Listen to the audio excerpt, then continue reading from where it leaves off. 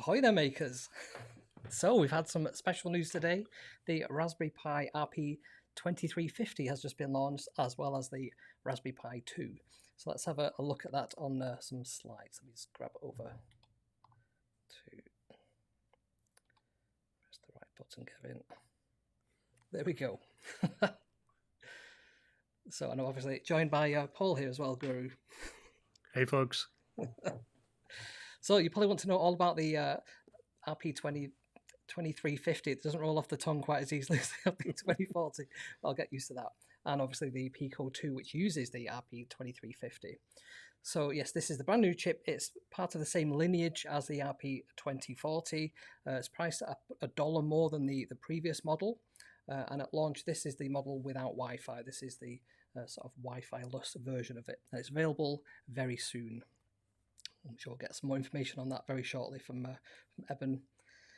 So yeah, you want to know, one of the most interesting things about this is it's a dual-core, dual architecture. So it has two different cores inside, and you can use any two. You can use two of the Cortex M33, which is the new upgraded processor, or you can use the new Risc V Hazard 3 processor. Both of these cores run at 150 megahertz. So you've actually got 4 cores in there. 4 cores. But you can only use 2 of them. But you can mix and match any of them. So you can have 1 of each, or 2 of one, 2 of the other. It's up to you. Yeah, it's amazing. And then the other thing that's notable, as well as the higher clock speed, is it also has double the RAM. So it's now got 520K, so not 512. It's got an extra 8 kilobytes in there as well. So 512 kilobytes of RAM. And 26 multi-purpose GPIO pins, including 4 that can be used for ADC as well. So you've got the usual 2 UARTs, 2 SPI connectors, 2 I2C connectors, and 24 pulse width modulations. It's a lot of stuff. It's a lot of stuff. Yeah. Yes, 12 PIO state machines. Has that increased from the previous model? A little bit, yeah. I think there's kind of one more set of stuff on there now. Yeah. And the interesting thing with this, we'll have a look on the overhead in a second. It comes in 2 different sizes depending on what the use case is. So the Pico 2 variant of this, which I've got here, I'll show you this on the overhead in a second. That's using the sort of A size chip. And it's available in a larger size chip. This is on a product we'll show you in a second, which is slightly larger. It's got a lot more GPIO pins on there. So this has 48 usable GPIO pins. So that means it's going to be amazing for projects that use a lot of input-output. We've made a lot of use of that. Yeah. In the stuff we're kicking out today. Yeah. So what I'll do, I'll go over to here and I'll show you this compared to the previous model. So this is the Pico 2, and this is the previous Pico. So it looks very, very similar. It looks identical from a layout point of view. I'll go to the overhead now so you can see this in a bit more detail. So here we go. This is the Pico 2 next to the Pico. So you can see there it's got the exact same layout of pins, I/O, no extra features from a buttons point of view, but obviously we've got twice the memory, twice the number of cores, and so on. We're going to talk about all these other things in a second as well. So let's go back over to our slides. So yeah, at a glance then, higher clock speed. So you're now running at 150. As opposed to, what was the other one, 133 for, yeah. Yeah. So officially it's 150 where it starts. Yeah. And that's the stock speed. Yeah. Double the RAM, which is going to be amazing for all kinds of projects. So if you're running, I'm thinking about, if you're running things that do lots of graphics processing, then that extra RAM means we can shove more bits around and do some more interesting stuff with that. Now, one of the most notable features is this new ARM Trust Zone security feature. With a signed boot. So this is a lot more secure than the previous Pico, which used a security through obscurity kind of model, didn't it? Whereas this is a proper secure. Yeah, it is very much Jelly Bean part. This is now doing all the things that you expect from a modern microcontroller. Yeah. And, that's going to get a really good kicking today. Yeah. Because I think they just announced that the DEF CON badge has it on. Oh, fantastic. Yes, and it also has a new deep sleep feature. So the previous Pico would run very low power, but this one is almost no power at all, isn't it? It's very, very... There's a lot more refinement to the power domain, so it can sip power or go dormant and leave I think the bits of the chip you can leave on and off now are a lot more flexible. Yeah. So it's just good at doing the things that the RP2040 was maybe not quite so refined at. Yeah.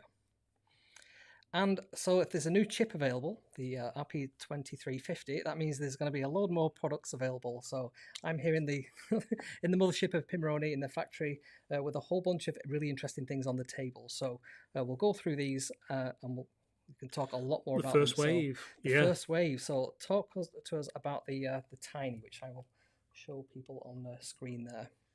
Yep. So 4 of these products are really respins and updates and much more accomplished versions of stuff we've done before with the RP2040. So this is the Tiny 2350.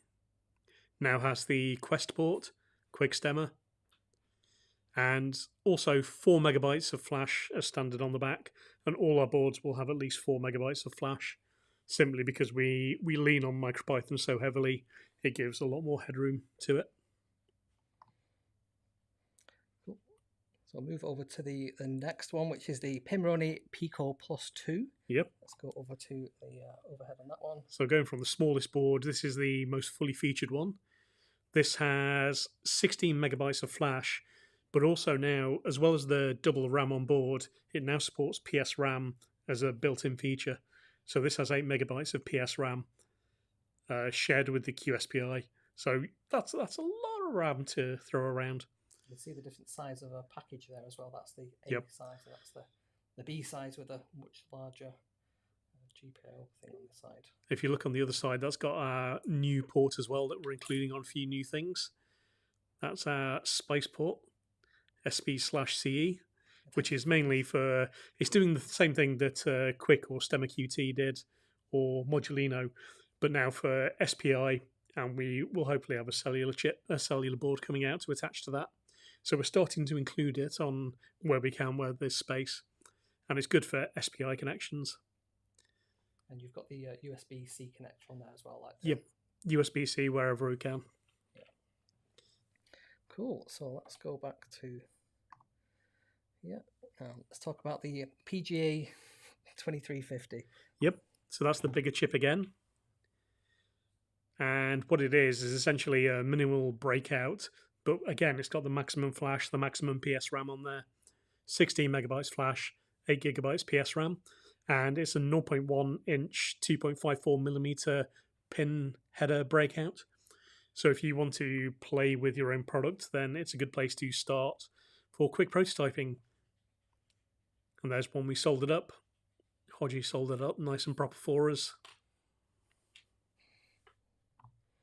Cool. So let's move over to I think one of my favourite new boards, the Plasma 2350. So let's have a look at that one in a bit more detail. Yeah, people have been very happy with our kind of single-use or purpose-built boards where we have a very focused application with the chip involved. And Plasma 2350 is basically an update to the Plasma stick. And again, it has the Spice port. Otherwise, it has the connectors for a LED strip, powered via USB-C, or you can do supplementary power. And it's got button and a little bit more GPIO broken out there. And buttons. Buttons. Yeah. So if you just want an installation to go away doing random maths, then that's it. And the stick didn't have the little rainbow button there, the little LED there, did it? Is that new? The stick, no. It was on the Plasma 2040, but not the stick. Yeah. I think. Maybe. Yeah. I don't remember now. Writing autofocus here, sorry about that. Yep. So those are our kind of standard upgrade boards where same form factor enhanced and made a little bit better. And with the new chip, which is a beast in comparison. Yeah. Now, the thing that we've not talked about so far, which is on the desk, that people will be thinking, what the hell is that? Tell me about the Jumbo. Yeah, so the previous 4 boards, they're in stock, and you can order them. They'll ship tomorrow or maybe Monday because things will be quite busy. These next 2 and the Pico 2 itself they're on pre-order now, but we expect to ship them within a couple, 3-4 weeks. So this is the Pico Jumbo. And this is really, it started as kind of an educational classroom thing and turned into an art project. The other side, as you'll see, can't flip it. full colour PCB showing the artwork of the Pico 2 as used under license from Raspberry Pi, so we don't get sued. Yeah, and it's functional. All the GPIO pins are connected up. They're crocodile clip sized, so you can put your alligator clips on there, and they take banana plugs if you've got the right size normal banana plugs. The LED on there works as well. And generally, yeah, it's just a 350% scale Pico 2. That's just insane. Yep, and we'll ship it with legs so you can stand it up on the shelf as an art project. Fantastic. Because that's what we want to do with it. But it's great for classroom education, and we'll have a starter kit with kind of big LEDs and bigger resistors just to make it feel right. And at some point, like, Chris, we're going to have 3D models for the legs, aren't we? So you can print your own. He's working on it right now, just over there. The LED is functional and connected to the LED pin via the test pad on the bottom of the Pico 2. That's amazing. So we would have released this today, but we didn't notice that the test pad had moved slightly. And we found that out at the very last minute. Excellent. Let's get back over to here. We've got more. So this, I think, the previous generation of the Explorer, the Pico Explorer, I think is one of my favourite all-time boards because it's just got all the right things that you need when you're doing kind of, projects and experimentations with things. So yep. I absolutely love this. So let's have a look at this in a bit more detail. This is the crown jewel. This is my favourite one ever. The Pico Explorer was really popular. It's a good playground. We've now remixed it because I didn't like the form factor. I may have rushed the original one, and the layout I didn't quite feel was right, and a few things could be enhanced. So we decided to go all in and turn it into kind of a more of a, what if your electronics playground was a Game Boy type factor? And there it is. Full colour PCB again with some very Explorer whimsical artwork, as seen in kind of iOS game apps, casual gaming apps of circa 2019. And these buttons are very nice soft touch buttons. It's got the soft touch buttons. Yeah. It's got the 2.8-inch screen from the Display Pack 2.8. So that is 320 by 240 now. And the size is very good. It's got servo connectors. Oh. It's got 2 Quest ports. It's got the crocodile clip ports. And it's got GPIO, including all the ADC, that the bigger 2350B breaks out. And it just looks freaking adorable. And the speaker and the amp. Yeah. And yeah, the budge wire, that's why it's on pre-order. We got one net the wrong name. We might have been crushing these products for a while. It's a lot of them. Yeah, and that PCBI is just gorgeous. I really love that. In real life, it looks pretty good on the internet, but in real life, it's just chef kiss. We decided we needed nice, tasteful PCBs. Yeah, so the Jumbo and the Explorer are it. There's the boards as they come from the manufacturer. Yeah. Yeah, absolutely. I have this feeling I'm probably very loud because I'm next to the microphone and kind of like on an adrenaline rush. Yeah, absolutely loving that. Yeah. So you can see as well, the finished one is slightly darker than the one pre. But that's after going through the oven, and the difference is pretty minimal. So the whole RGB solder mask is, fantastic. And it's got legs for standing on the desk as well. Gorgeous. Yeah. Love that. I think the final breadboard on there will be black, but we made a few special editions. Yeah. Which I think you get to take one of those away. But we've made the stealth breadboard that actually reflects the artwork on the PCB behind it. Gorgeous. Yeah. So let's go to, there's a couple more. So yeah, here's the table of comparison. You can see on there how much flash RAM each of these different products have. So the Pico comes with 4 megs of flash on board. I'm pretty sure that's right. Yeah. Yep. It's been upgraded as well. Yep, and that's the micro B USB connector. Mm-hmm. So the Pico Jumbo sort of matches that. And then the Tiny 2350, that's also got the 4 megs of RAM. It has the USB-C and also has the Quest connectors on it. Similar with the Plasma 2350, but that's also got the Spice connector on it as well. Yeah. So what you have now is Spice Quest. Spice Quest. Yep. Love it. And the Pimoroni Explorer. So that's got a whole 16 megs of flash RAM. Yep, but no PS RAM. We felt we didn't need it for that LCD. Yep. In-memory frame buffer is perfectly fine. Yeah. And that's also got the battery and the speaker as well, connectors, which is great. Yep. The Pimoroni Pico Plus 2. So that's also got 16 megs of flash, but 8 megs of PS RAM. Yes. So that's fully populated. Everything you could hope for in a dev platform. You can use it or not as you see fit. Yeah. Yeah. And that's also got the Quest, the Spice, and the debug connectors.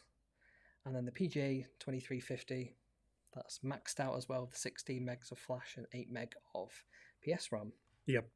So yeah, so that PS RAM, that's a new thing, isn't it? Where you can have higher amounts of PS RAM. Yeah, so we had a product or two. I think they only ever made it to kind of demo prototype stage where we were using other pins to address the PS RAM. And it involved some real nasty hacks but it was pretty good. Now it's been made kind of a first-class citizen, and it's built into the whole thing where it shares the QSPI connections. They have a chip select, and that allows you to chop and change between them. It's not as fast as the internal RAM, but it is plenty fast. It's also worth mentioning that this board seems at least as overclockable as the RP2040, and the RP2040 was a beast for overclocking. Yeah. I think so far we've put Mike, who's done a lot of the good dev work, has pushed one to 480 megahertz, and it only crashes some of the time. And you can cook eggs on it and things, but yeah, you can push these real hard. So there you go. There's the comparison of the Pico 2 versus the Pimoroni Pico Plus 2. Yep. So somebody's just asking about the connectors. Yeah, so this one has a USB-C versus the micro B on the Pico 2. Yep. Exactly the same size. Where we have a choice, we do USB-C these days. Its time has come. Yeah. I think everything I own now uses USB-C. Yeah. I think what's the only thing that doesn't use it so far? There is nothing. I think kind of Apple Watch was the last thing. Yeah. But my electric toothbrush, my hair shavers, which I've used today to great effect, they all use USB for charging at least. Yeah. Yeah. So at that point, it's taken over. Yeah. So there's a couple of other things as well I thought we'd cover off while we're in the factory and we're talking about PIM stuff. So the Pico Display 2.8. So I've got one of these here. This is the new display pack for the Pico. And this obviously will work with the new Pico 2 as well. Absolutely, yep. Yep. So it's much bigger than the previous, which was like a 2-inch, wasn't it? This is 2.8. Yeah. 0.8 of an inch doesn't sound like much, but it's the diagonal, yeah. So it makes a big difference. Yeah. And that's also got the Spice connector on it, I can see as well. Yeah, just tucked in the corner there with the Quest as well. Nice. So yeah, these are great for all kinds of projects, but that's a really nice size of display. It feels very readable. Yeah. We've got 2 buttons on there as well. Sort of A, B, X, Y. Autofocus. You have to put it in the middle. There we go. Yes, there we go. Oh. Cool. So let's have a look what else we've got on here. So the Picade Max, which is just behind us here, isn't it? Yeah, just looking in the background there. That's one of the BT units, the one we used to weigh the packaging and test the packaging. All the BT units sold out and they've now been sent out to people. And we're just waiting to hear feedback. And we've put up the pre-order for the final edition, which we're expecting, I think, October now, all being well. You know, touch wood, touch laminate wood, veneer. Excellent. It's absolutely gorgeous. I didn't realise how large it was. We've got... Yeah. You put the original next to it, and it's as big as a small arcade cabinet should be. Yeah.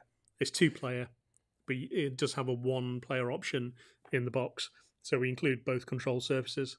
Yeah. So Richard's saying there, I wonder if Kevin can drop a few bits off on the way home. Hi, Richard S. Hi, Mum. So that's the Picade Max, and then the TinyFX. So I've got one of these, but I've not had time to play with it yet. Can't wait. We've got a little demo behind us, actually. That's turned off, hasn't it? What's happened to it? Oh, there we go. Activated. Yeah, it's got a PIR sensor on it, which again we need to release. So there's been a lot of Lego embed lights around, and we found that the controllers out there tend to be kind of manually controlled and not very smart. So we've built one with an RP2040 in for not a lot of money, and it is 3x4 bricks, wide and tall, not a lot tall, wide and high.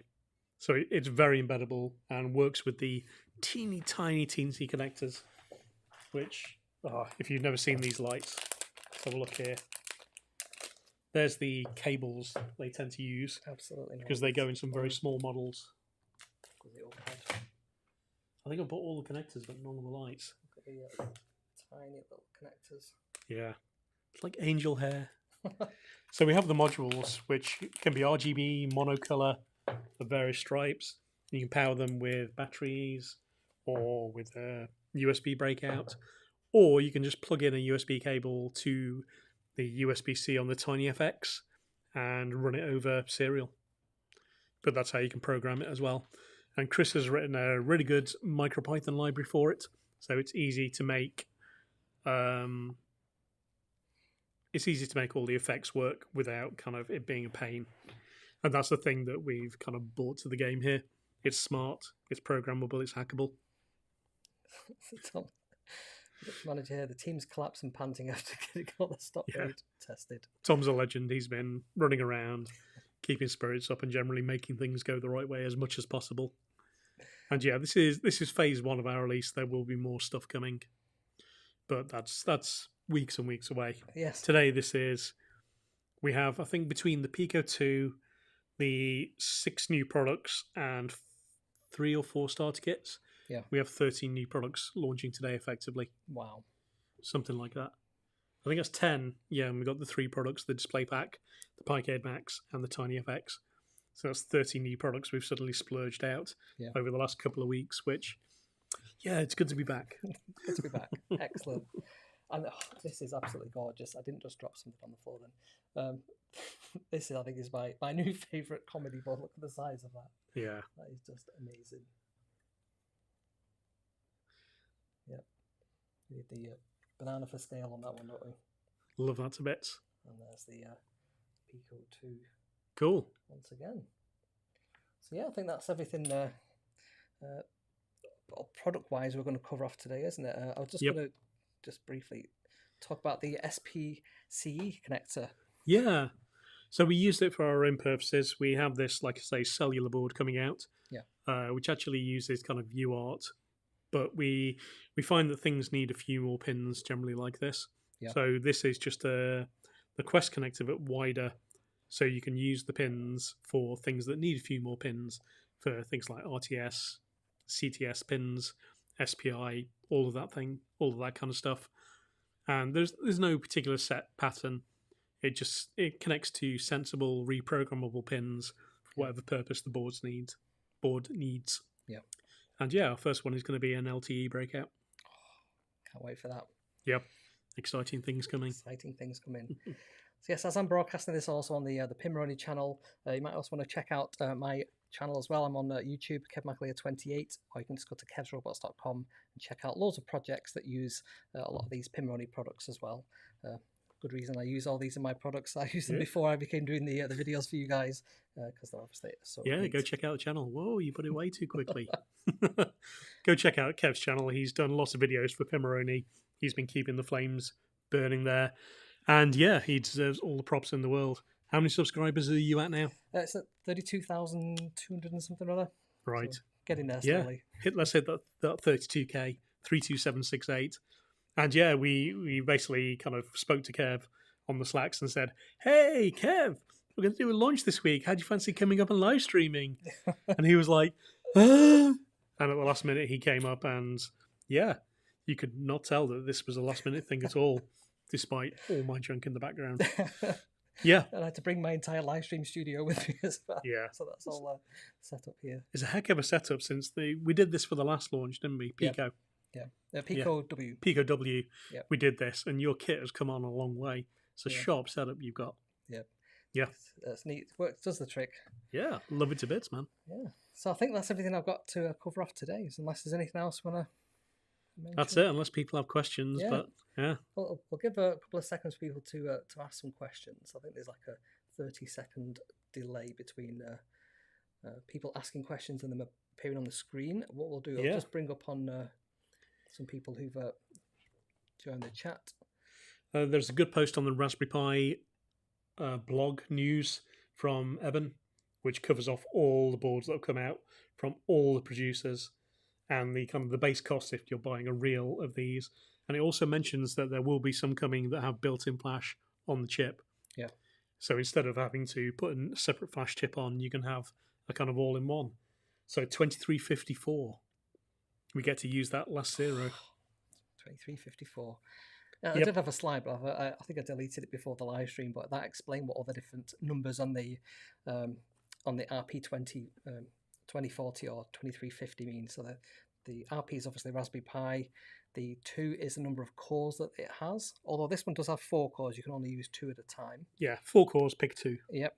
The 3 is the model of core. So this is an M33. The previous one was an M0 Plus. The 4 or the third character along that one is something like the floor log 2 of the RAM, isn't it? Yep. So it's how much RAM. So this one's got 520 kilobytes of RAM, and then the 0 is just the PS RAM, isn't it? If there's a PS RAM, there's an additional amount on there, which is what the 4 is about. Yeah. So yeah, let's see what else. So Deshapu says, "Oh wow." He sent me a really cool robot kit, by the way. I'll be covering off pretty soon, actually. I think we chatted a bit in Berlin at the Hackaday, Europe, Berlin. Yeah. Yeah. Still got to work out that LCD. Yep. The LED functional too. Yep, we covered that off. Nice. Good. So how do you get the LED connected? Yep, the test pad's on the bottom of the Pico 2. So if you've got the Pico 2 there, you look on the bottom, it's got test pads 4, 5, and 6. Focus. Yeah, top right there as you're looking at the screen. Yep. Connect to those, and that's what makes the LED connect pad. The one below it is the boot select pin. No, you've got that little. Is that the pin there? That's it. That's the LED. Yeah. But it's slightly too low, so it hits the boot select pin. Yeah. Oh. Hell says hello. Hello, Hell. Moves across the studio there. I think Hell and Chris and everyone have been doing their best Blue Arse Fly impression. Rich is loving the jumbo board. It is really cool. It's ridiculously cool. It's what it is. It's the right kind of silly. Yeah. Cool. How's us clarifying about the test pad for the LED?